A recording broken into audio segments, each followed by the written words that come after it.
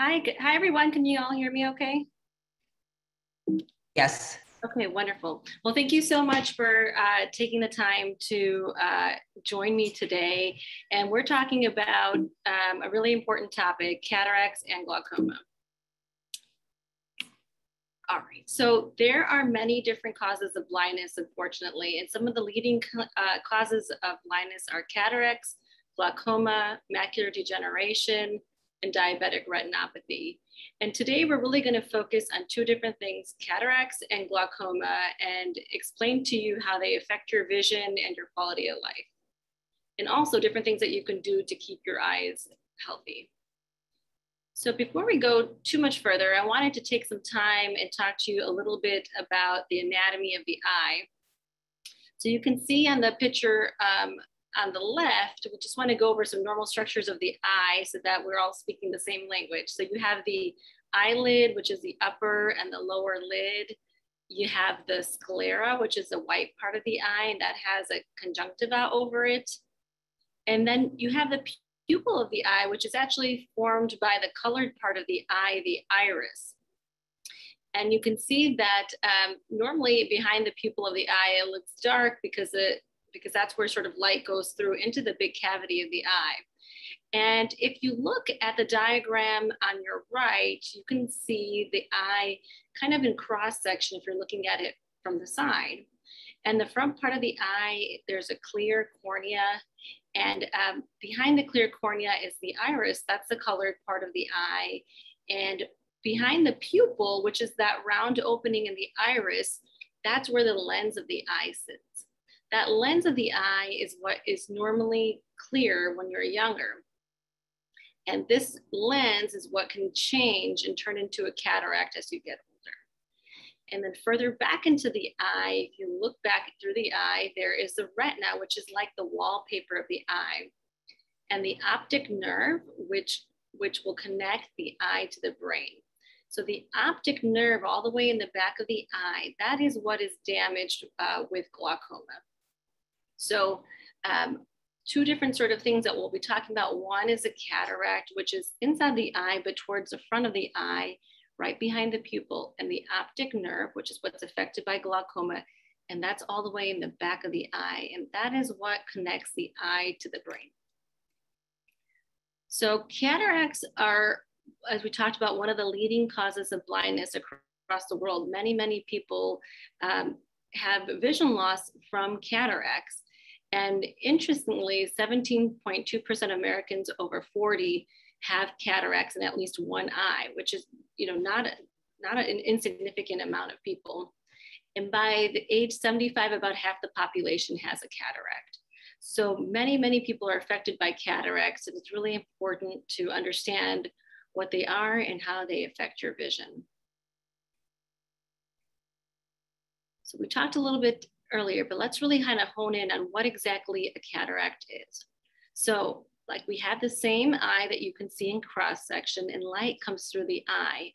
And it's first bent on the cornea. That was that clear part of the eye, sort of like the windshield of the eye. And then there's a healthy lens of the eye. And when you're younger, for most people, it's nice and clear. And both the cornea, the front part of the eye, and the lens of the eye come together to bend the light so that it's focused on the retina, the back of the eye. And that's what's going to help you see. But with time in other situations, the lens of the eye that's normally clear can become cloudy. And instead of the light being bent nicely on the retina, it can get scattered and the light will be degraded. The quality of the image will be degraded. And that's what we call a cataract. And if you can see on the right, there's a picture of a very advanced cataract. So usually it's not this obvious, but you may have seen in pictures or maybe seen other people where you look at their eyes and it looks white, where the pupil normally looks dark, right behind the iris. And this whiteness, this is a very advanced cataract that you can actually see without using any special tools. Of course, we like to identify cataracts before they get this progressed, but that's what that is. This whitening in that pupil of the eye is a very, very advanced cataract. So there are many different types of cataracts, and different types of cataracts affect your vision in different ways. I'll start talking about 3 different types of cataracts. So one is a nuclear cataract. The second picture there is a cortical cataract. And the third picture is a posterior subcapsular cataract. So we'll start with a nuclear cataract. So you can think about a cataract almost like a peanut M&M, where there's sort of like a candy shell, and then there's that chocolate center, and then in this chocolate around, and then there's sort of like the peanut center. So in a nuclear cataract, that peanut center is very hard and very dense, usually right in the center of the cataract. And that's where the changes to the lens of the eye occur. The cortical cataract kind of occurs a little bit more, if you want to use that same analogy, where the milk chocolate is. And sometimes you can see sort of that outer part of the cataract. And it can even form spokes. You can see some spoking in that middle image, sort of spokes inside the cataract that will unfortunately scatter the light in different directions. And then there's also a posterior subcapsular cataract. So you can think of that almost kind of by the candy shell in the back of the eye. And this posterior subcapsular cataract can progress somewhat rapidly and cause decreased vision in a much more rapid manner than some of these other cataracts. Usually cataracts come on very slowly, but there's different situations where they can come on more rapidly and progress rapidly. So you're wondering, well, exactly what do I see? How will cataracts affect my vision? Well, mostly people will complain of blurry vision. You can see in the image on the left, a nice clear picture, and the right is just sort of hazy or diffusely hazy, almost like there's sort of a smudge and you can't just sort of clear it up. And with cataracts, changing the glasses or changing your glasses prescription is not going to make a difference because the cataract is so dense that changing sort of like the a windshield or something in front is not going to change the actual lens of the eye, which has gotten cloudy. And another way that cataracts affect the vision is that because they're causing some scattering of light, many people will complain of difficulty driving at night. And many times they'll say they're driving and they're looking at headlights, and the light is being scattered in all different directions. And it kind of feels like glare and halos, and it makes it hard to drive or do other things because the way the cataract is sort of scattering light everywhere, and people will see these sort of halos, as you can see in that picture, which will decrease their quality of vision. So wondering now, well, what causes cataracts? Well, we talked about some things. Aging can cause cataracts. So as you get older, and you saw some of the statistics, nearly half of people by age 75 will have cataracts. So just aging, unfortunately, causes the clear lens in the eye to get hard and to get more cloudy and dense with time. Children, by the way, can also have cataracts, and many times they're born with it and they're congenital cataracts. So it's not just cataracts are only when you're older. Younger people can develop cataracts, and sometimes children will have just small changes in the lens of the eye, a small cataract. It may not need to do anything about it, and it's monitored, and it can also progress as they get older. Trauma can definitely cause a cataract. If you have a blunt trauma to the eye, if you hit the eye or bang the eye, that can accelerate the cataract formation. Also, if you've had other types of eye surgery, that's almost like a trauma. So patients that have had other types of eye surgery, like for glaucoma, which we'll talk about later, can also get a cataract more rapidly. UV damage is thought to accelerate cataract formation. There are many different medications that can cause cataracts, and one of the big ones is corticosteroids or steroids. Even steroid eye drops are often linked to causing cataracts. So sometimes we will, as ophthalmologists, prescribe steroid eye drops in order to help with other eye problems that patients are having. But unfortunately, a side effect of that is cataract formation. So it's something important to know. Medical conditions like diabetes can accelerate cataracts. So diabetes is notorious for causing those posterior subcapsular cataracts, that back of the cataract that becomes hazy, almost like a sheet of vision. It could progress kind of rapidly. So That is definitely something that you should keep in mind. If you have diabetes and your vision is going down, it could be from a cataract. Of course, diabetes also causes other problems in the eye. So it may not just be a cataract, but it's important to think about as one of the reasons for decreased vision with diabetes. Radiation can cause cataracts, and so can smoking. So you're probably wondering, what can I do to protect my eyes and slow down cataract progression? Well, I think wearing sunglasses is always a good idea to prevent against UV damage. If you have diabetes, really having strict blood sugar control is super important, not just for cataract prevention, but also for prevention from diabetic retinopathy, which is another disease, eye disease that diabetes can cause. Smoking cessation is definitely a must. And seeing an ophthalmologist is very, very important, because we can pick up on whether you're starting to develop a cataract and what kind of cataract on our examination. And then we can sort of inform you of that and help you follow your cataract. So cataract treatment really depends on how you feel about your vision. I tell everybody cataracts are like gray hair. You know, with time, everybody is going to develop some cataract. But whether we actually do something about it depends on how you're doing with your vision. So if you feel that you're very, very happy with your vision is nice and clear despite having a little bit of a cataract, we don't do anything about it. We monitor it. And if you're wondering, why don't we do anything about it? There's a cataract there. Well, the vision that goes down with the cataract is reversible. Having the cataract in the eye for most situations doesn't actually damage the eye. It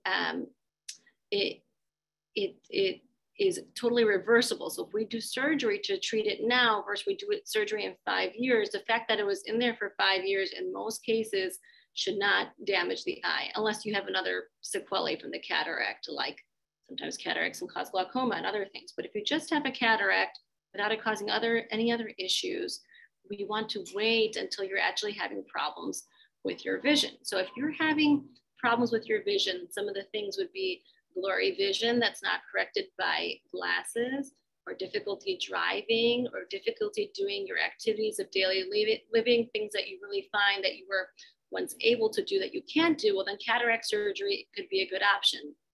Sometimes patients will come in and they'll say, I can't drive because the glare and the halos from the oncoming traffic at night is very difficult. It makes it very difficult for me to see. And if you have a bad cataract, that may be the reason why. And in that situation, cataract surgery could be very helpful. And you see in the picture over there is a picture in the bottom right corner of an intraocular lens. So once you decide that you do want to do cataract surgery, the cataract, which I'll talk a little bit more about, is removed, and this new lens is placed in the eye in order to help with the vision. So let's talk a little bit about cataract surgery. So maybe you've seen some friends of yours or other people sort of walking around that have a clear shield over their eye taped on. They may have had cataract surgery. And cataract surgery has really, really come a long way. It is quite amazing, the advances that have been made in cataract surgery. So in the old ages, maybe 20 years ago, patients were admitted to the hospital and stayed in the hospital for cataract surgery.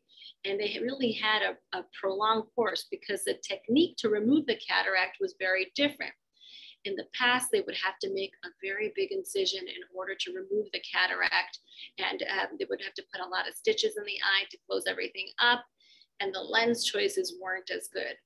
Fortunately, now with new advancements in technology, cataract surgery is an outpatient surgery.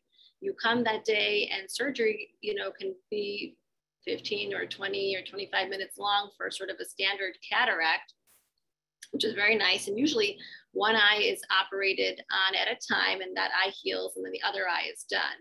And if you can look in that diagram that we have on the right, that top picture is kind of looking at the eye, sort of looking up there. Basically, the way that the surgery is done is that very small incisions, like one incision's 1 millimeter, the other one is 2.4 millimeters, so extremely small, are made in the cornea, that clear part of the eye, to allow access to the cataract. And that cataract is gently removed with phaco emulsification, an ultrasound probe that will kind of divide up the cataract and remove it, aspirate it out. And we leave sort of the structure and the support system for where the cataract was, where your natural lens was. So after we clean up all of the cataract, we put a new synthetic lens in the eye, and you can see that on the bottom picture being placed into the eye. So that's what, and that's basically sitting in your own body support system for where that cataract was. So you can see that new lens being placed into the eye. And there, like I've said, have been lots of advancements. So sort of the standard lens that we offer for cataract surgery is a single vision lens. So what does that mean? That means a lens is placed in the eye that will give you good vision for one distance. And usually most people will aim to get good distance vision. So we try to use all the formulas and technology we have to predict the power. We take measurements of the eye to help determine the power of lens that will give you the best vision for distance. And that, what does that mean? For reading, you'll definitely need a pair of reading glasses, because unlike your normal eyes when you were younger, you were able to see distance and near for most people. This lens will not do that. It's a single vision lens. So it lets you have good distance vision. You may have a small correction for distance, but it'll be a lot better. And then for reading, you'll have to wear a pair of reading glasses. There are some specialty lenses that can help sort of give you the best correction of the vision. So one is an astigmatism correction. So instead of the lens having the intraocular lens having the same power everywhere else, along one axis, it has a little bit of a stronger correction for the astigmatism. So that will help if you are somebody that suffers from astigmatism to help correct that and try to decrease your dependence on glasses. There are newer lenses that are extended depth of focus lenses. So what does that mean? So some of these lenses, the way that they're made, will give you good distance and intermediate. So you may be able to look off into the distance clearly, and you may be able to see your computer clearly. So it gives you more of an extended depth of focus, but for reading, you'll probably still have to put on reading glasses. There are multifocal lenses. So they can give you good distance and near or distance and intermediate, and to try to get you to be glasses independent. Nothing is without sort of a trade-off. So these specialty lenses are great because they give you more range of vision and try to decrease your dependence on glasses.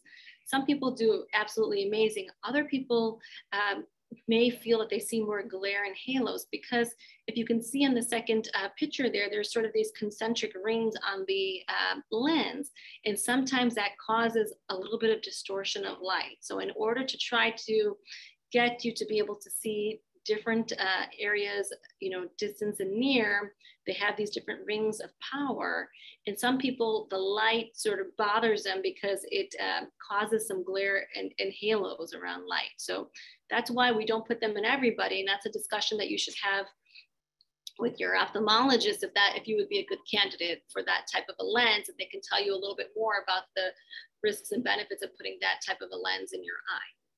The other thing that I wanted to mention is that we now have laser cataract surgery as an option.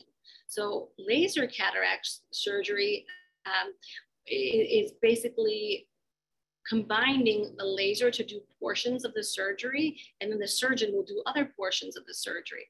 So the femtosecond laser is what's pictured on the right there, will help make some incisions into the cornea that we talked about, those 2 incisions, those very small incisions. The laser can actually make that. It can actually make a round opening into the front part of the lens to give the surgeon access to the cataract, and it can soften up the cataract by starting to divide it for the surgeon. So there are some benefits of doing laser cataract surgery, as it sort of has standardized some portions of the surgery. The surgeon will still have to finish it and remove the cataract and place a new lens in the eye. But those are some of the newer technology that is available in cataract treatment. So that was a lot about cataract. So just to sort of summarize, everybody has a normal lens in their eye, and that helps you see. And with time and some other factors like trauma, diabetes, and really age is the most common one, that normal clear lens in the eye can become progressively cloudy and decrease vision. And when glasses can't help to correct your vision, that's usually when the ophthalmologist will recommend, and depending on how the cataract looks, cataract surgery to try to improve your vision. And like we talked about, the cataract is removed and a new lens is placed in the eye. And there are many different lens types to try to improve your vision. And usually one eye is done at a time to make sure you have a nice, safe recovery of one eye before proceeding to the other eye. So that was a lot on cataracts. And now we're going to talk a little bit more specifically about glaucoma. I'm a glaucoma specialist. This is what I do. I also do cataract surgery, but glaucoma is really an important disorder of the eye that I would like to tell you guys about. So glaucoma is an eye disorder that damages the optic nerve. And like we talked about in the beginning, the optic nerve is what connects the eye to the brain, and that helps you see. And about 3 million people in the United States suffer from glaucoma, and it's really the second leading cause of blindness. And what is scary is about 50% of people that have glaucoma don't know that they have glaucoma. So it is definitely missed in many people until later because you don't have that many symptoms initially with glaucoma, which we'll talk a little bit more about. So definitely important to learn about glaucoma and to know more about it. So what exactly is glaucoma? Well, it's a little tricky to put a definition on it, but if I kind of had to boil it down, it's really the pressure inside the eye being too high for the eye to handle. So the eye makes fluid, and this is different than your tears or your the tear system, the drainage system, but there's actually fluid inside the eye that is produced by the eye. And if that pressure is too high for the eye to tolerate, that is what is thought to be linked to damaging the optic nerve and causing glaucoma. So we talked about how cataracts are a cause of reversible vision loss. Whether I treat the cataract now or we treat it in 5 years, for most cases, having that cataract in your eye is not going to damage the actual structure of the eye, and you should still get the same good result now versus 5 years. Whereas for glaucoma, that is not the case. Glaucoma causes irreversible damage to the optic nerve. So once the nerve is damaged, unfortunately, right now, we don't have any way to undo the damage. So it's really important to sort of pick up on whether you have glaucoma or not, because if you miss it, we can't ever go back in time and wish that we treated it sooner. So I have some pictures here. So on the bottom left is a normal optic nerve. So if you can see here, there's a nice rim of optic nerve tissue, and there's kind of a white center. And I compare that to that donut that you see there. So I say, I tell my patients the optic nerve should look like a donut, where the part of the nerve that's missing is small. And in glaucoma, that part that's missing is bigger. And that's showing, you can see in that right picture, you can see those little arrows. Instead of being small, there's a bigger part of that optic nerve that is missing.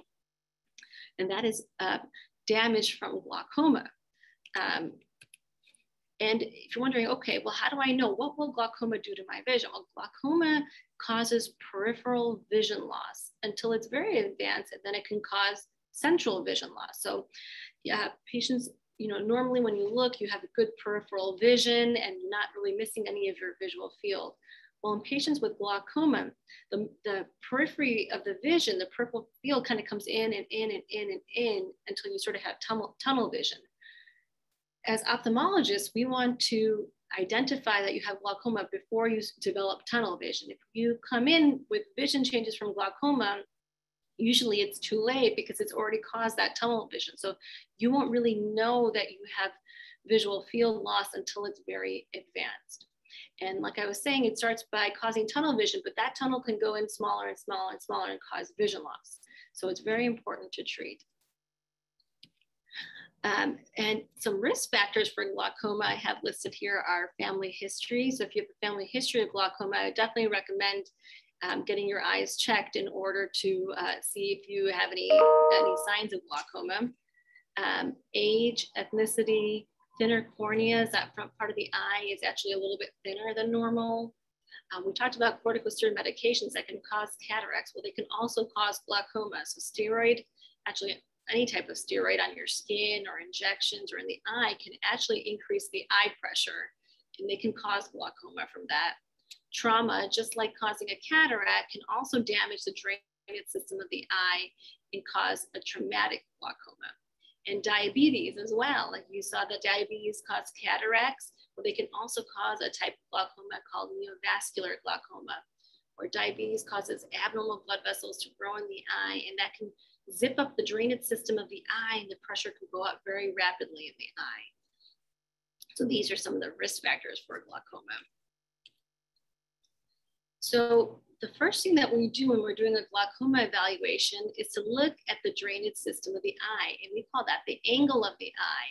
And the angle of the eye is actually between the cornea, the clear kind of windshield of the eye, and the iris, the colored part of the eye. And inside there sits the drain of the eye.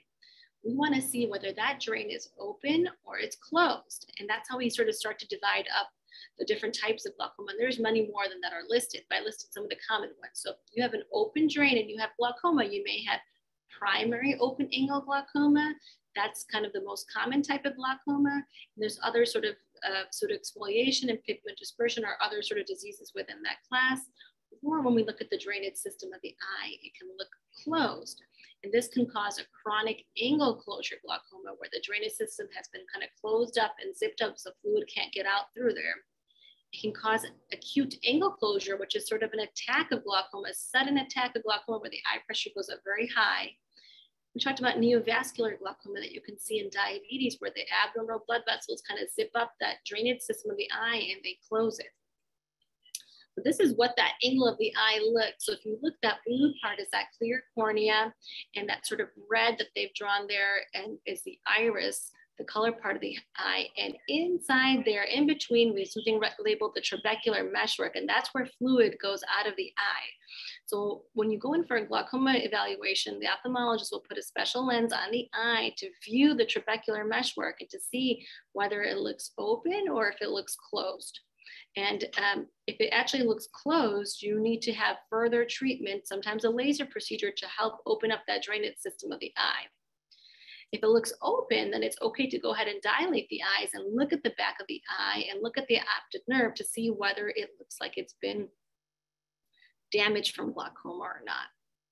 So once they sort of do this, we're gonna do check the pressure of the eye. So that's really number one. So that's what that Goldmann applanation is. This is sort of the gold standard of checking eye pressure. So there's lots of different ways to check eye pressure. There's sort of the puff that many of you, I'm sure, have experience, where they do a puff in the eye to check the pressure. And sometimes they use a little thing called a tonopen, where they it's a little handheld device to check the pressure. But really, the gold standard, the best way to check pressure is with Goldmann applanation. They put a drop of a yellow dye in the eye. I'm sure some of you have had this done. They use this applanator tip, which is calibrated, and it will measure the pressure of the eye. So the normal pressure of the eye is 10 to 21. Those are what is normal inside of the eye. And sometimes you can have high pressures in the eye and not have glaucoma, and other times you can have low pressures in the eye and have glaucoma. So it's a little tricky. So 10 to 21 is what you'll read in the textbooks, although sometimes you can have a pressure of 17 and still have glaucoma because that pressure is too high for your eye to tolerate. Other times you can have a pressure of 24 and not have glaucoma. So it's not just as tricky as getting the number, but definitely checking the pressure is a good sort of baseline screening tool, because if you're getting consistently high pressures, I would definitely recommend getting an eye exam with an ophthalmologist to make sure that you don't have signs of glaucoma. So after they check your pressure and they check the drainage system of the eye, they'll look at the optic nerve. And if there is thinning, then we'll take some pictures of the eye. So that's that middle picture over there. This is an optic nerve scan. So basically what it does is it measures a nerve fiber layer, actually the fibers of that optic nerve, and compares it to other patients that are normal in your age range. And it will tell you whether there is thinning of a certain area of the optic nerve. And if it's thinning, it'll kind of come up as yellow or red. And if it's normal, it'll come up really kind of as green or white, having a normal thickness of the optic nerve. So you can see in this diagram, there's one, if you look sort of towards the bottom, there's some areas of red on that left side. So that optic nerve has shown some damage from glaucoma.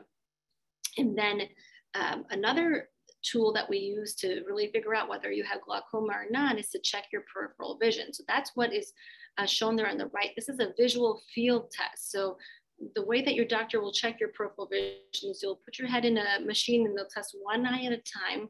It's almost like a video game. You'll press a button when you see a light, and you'll have different lights going off in the periphery, and the intensity of the light is varied, and you'll try to look straight ahead and just click the button when you see the light. And if you look here on this test, all those areas that are dark, the light had to be very bright before this patient was able to see the light. That's showing a loss of their peripheral vision. And many people, like I said, don't know until it sort of creeps into their center part of their vision that, oh no, I'm actually missing this. Sometimes patients that come in with a known glaucoma will tell me that they're kind of bumping into things or they're missing stairs because they've lost that portion of their visual field and they're not able to see it. So you're probably wondering, well, what can I do to protect my eyes from glaucoma? So number one is to get regular eye exams. It's really important because detection is key. You want the ophthalmologist or eye specialist to take a look at your eyes and make sure your eye pressure is okay and your optic nerve looks healthy. Another thing that I'll tell you is if you have an attack of glaucoma, like we talked about in some types of glaucoma, like acute angle closure glaucoma, where the drainage system of the eye suddenly closes off, or neovascular glaucoma, where that diabetes is caused as abnormal blood vessels to grow in the drain of the eye and suddenly close off the drain, the eye pressure can go up very high in the eye. And symptoms of that are severe pain around the eye and around the kind of the brow. Sometimes people will see some halos or distortions of light, nausea, vomiting, the eye might be red. It's sort of an extreme sort of pain. And most people will end up in the emergency room because it's so severe. So if that ever happens, you should go right away to the emergency room, or if you get into an ophthalmologist very urgently, that's what I would recommend, because that could be a sign that the pressure is very high. So usually the pressure is 50 or 60. And if that's not treated rapidly, that can cause vision loss. And like we said, when you have vision loss from glaucoma, it's irreversible. That optic nerve is damaged. And unfortunately, we don't have a way right now to get that vision back, to regenerate the nerve. That's not something that we have, as in science have discovered yet, hopefully soon. So if you do have glaucoma, other than getting regular eye exams, I want to talk a little bit about the treatment for glaucoma, just so you are aware. So if you have the first line, if you have glaucoma, the first line would be to decrease the pressure in the eye. And there are a ton of different medicated eye drops that you can use if your doctor would prescribe to decrease the pressure in the eye. And usually they're sort of added one by one. And when we start to treat for glaucoma, we try to reduce the eye pressure by 10 to 20% from where you started. I'm sorry, 20 to 30% from where you started. So we want to get at least a good reduction in the pressure. So if you have glaucoma, the ophthalmologist will prescribe you an eye drop and you'll use it for about a month. Then you'll come back in and they'll check your pressure to make sure that you had a good response to that medication. And if you have glaucoma, you're usually seen kind of, rapidly, not rapidly, but, regularly every 3 or 4 months to check the eye pressure and make sure that it's not changing, because the eye pressure actually changes throughout the day. It doesn't stay the same. So you may get a reading, at one point that is, one way, and a few hours later, maybe a few points higher or lower. So it is a little bit of a moving target, but that's why we use our testing to make sure that there's no change. So patients with glaucoma every year will check their visual field test, we'll check the scans of their optic nerve to make sure that everything is staying stable. For glaucoma, we really want to just preserve the vision that we have. And once you're treated with glaucoma, you're usually treated for life. So if you're started on eye drops, it's kind of like high blood pressure. They're not going to necessarily take you off your high blood pressure medicine. You may be on it for the long term. There are some laser procedures that you can do to help with glaucoma. So usually we start with eye drops. If not, even an oral medication can be used to lower the eye pressure. But there are some lasers that can be done. So one laser, if you have an opening of glaucoma where you can see that trabecular meshwork, that drain of the eye, a laser can be used to try to get that drain to work a little bit better. If you have glaucoma, you can talk with your doctor to see if that's an option for you. If you have closed angles, then you may need to have a laser procedure, like you could see on the bottom there, where you make a small hole in the colored part of the eye with a laser to create an alternate path for fluid to drain. So that's a treatment for narrow angles. A small little hole with a laser is made so fluid can go through that eye to try to open up the drainage system of the eye. And then there's also glaucoma surgery. So if the eye drops aren't working well enough to lower your eye pressure, your eye doctor may recommend surgery for you. And glaucoma surgery, there's many, many different kinds, and definitely lots of advancements with glaucoma surgery. On that top right there, I've showed you a tube implant. That's actually a tube that is placed sometimes on the upper outer corner of the eye, and it goes into the front part of the eye to kind of act like an external drain to drain the fluid in the eye. So that, to help sort of relieve the pressure in the eye. There are new minimally invasive surgeries that have come out recently over the last 10 years. There's been different surgical options that are a little bit less invasive that can help to treat glaucoma. So if that is something that you have, you can talk with your surgeon and with your ophthalmologist to see if that could be an option for you. Well, thank you guys so much for your attention. I hope that I explained a little bit about cataracts and glaucoma, and I'd be happy to answer any questions that you guys have for me. So we did have a few questions come in. The first one is, what ethnic groups are most at risk for glaucoma? Okay, so African Americans compared to Caucasians are higher risk. Also, Asians and Inuits have a higher chance of having angle closure in the eye, angle closure glaucoma. But of course, there's plenty of people in different ethnicities that do have glaucoma, but those are at a higher risk. The next question we got was, if I need cataract surgery, what can I expect the day of surgery, and what is recovery like? Yeah, so on the day of surgery, you will go into the surgical area, and usually you come an hour or two before surgery. They'll put an IV in. It's the same day surgery, and then you'll be brought into the surgery area. Actually, we have a microscope over here, and I'm sorry, I'm gonna lunch. We're gonna get sutures. Okay, sorry, I'm in our minor procedure room, and someone just needs to get some sutures. Sorry for the interruption. This is actually a microscope here. So you will be lying kind of flat on your back, and the microscope will come down over, and the surgery will be done. Usually it takes about 15 or 20 minutes, and then you're done. And usually there's a clear shield that's placed over the eye. And the follow-up after surgery is usually 1 day, one week, and 1 month after surgery, in order to check the eye and make sure everything is healing fine. For the first day or week, the vision might be blurry, but most people do quite well. And within a week, a lot of times they're significantly better. And sometimes we'll schedule the other eye surgery within 2 to 4 weeks after, depending on how fast you've healed. Awesome. And lastly, are there any other common early symptoms of glaucoma that I should look for? Glaucoma, really, they call it kind of the silent disease. So it's really hard to know without having an eye exam. I would say sometimes people can feel the pressure sort of build up, and they can, especially if you have narrow angles and you're intermittently closing off your angle and opening, sometimes it can kind of cause a brow ache or a headache on that side. But really, people don't feel the pressure in their eye unless it's suddenly high. So unless your pressure is suddenly going up to 40 or so, you may not feel it. So it's hard. And it's interesting, if you have glaucoma and you don't know it and the pressure goes up gradually, you may not have any pain. So I've had people come to me, their pressure is 50, they don't have any pain because they can't really feel it. But I would say getting a good eye exam is probably the best way. If you have any of those warning signs that we talked about, with sudden increase in pressure, nausea, vomiting, severe pain around the eye, blurry vision, halos, those are all good reasons to go in emergently to see the eye doctor. Of course, a family history is also important. Perfect. We actually got one more question in the chat. Does nasal sprays for allergies such as Flonase and Nasacort a problem with pressure? Anything that has a steroid in it can cause the eye pressure to go up. So if you do have any type of steroid, ointment, nasal spray, injection, it can cause it. Does it always? No. Can it? Yes. So if you're concerned about it, I would have an eye exam. And if any of my patients with glaucoma start a new steroid, I usually check their eyes a little bit after to make sure that their pressure is okay, because it has been associated with it.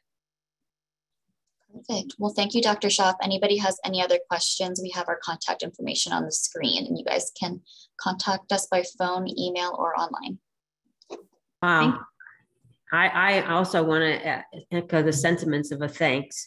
Again, I really was attuned to this, and I just started Flonase yesterday for some sinus thing, but I'm not going to do any more Flonase after today. No, you should do your treatment. Just get it checked if you're worried about it. I'm going to have all the allergists and everybody yelling at me. No, do what your doctor prescribes, of course, but if you're concerned about your eye pressure, please see the ophthalmologist and we'll be happy to check it. Great. And again, thank you so much to the Cizik School. We appreciate the support, as well as UT Health Houston Neuroscience. I will be sending out a recording for everybody so that we can reflect on what we learned today. So again, thank you, Dr. Shah and Janine and everybody, and stay safe and have a good rest of the day. Thank you. Bye-bye now. Bye-bye.